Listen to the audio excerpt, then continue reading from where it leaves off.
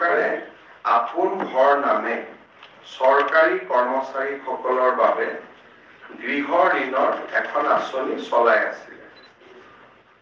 যি কেইদিনমান আগতে আমি কেবিনেটত সিদ্ধান্ত লৈছিলো যে এই গৃহ ঋণৰ সৰ্বোচ্চ যিটো পৰিমাণ সেইটো 15 লাখৰ জায়গা 30 লাখ টকা হ'ব।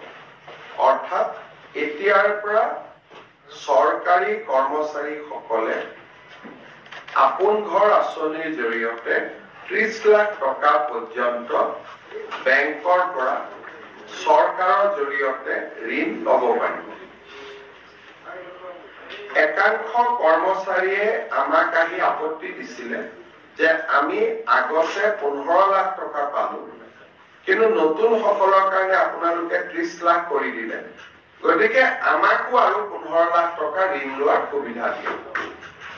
গতিকে চৰকাৰে আজি কেবিনেটত সিদ্ধান্ত লৈছে যে যি 37,277 জন হিতাধিকাৰীয়ে চৰকাৰী কৰ্মচাৰীয়ে পূৰ্বতে 15 লাখ টকা আপোন ঘৰ আঁচনিৰ জৰিয়তে ঋণ লৈছিল, তেওঁলোকে এতিয়া 30 লাখ টকালৈকে অৰ্থাৎ আৰু 15 লাখ টকা বেংকৰ পৰা ঋণ ল'ব পাৰিব আপোন ঘৰ আঁচনিৰ অধীনত।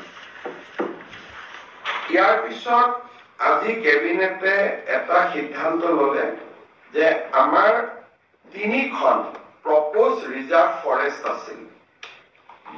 এই 3খনে তিনিচুকীয়া জিলাত আছিল। এখন হ'ল তালপথাৰ প্ৰপ'জ ৰিজাৰ্ভ ফৰেষ্ট।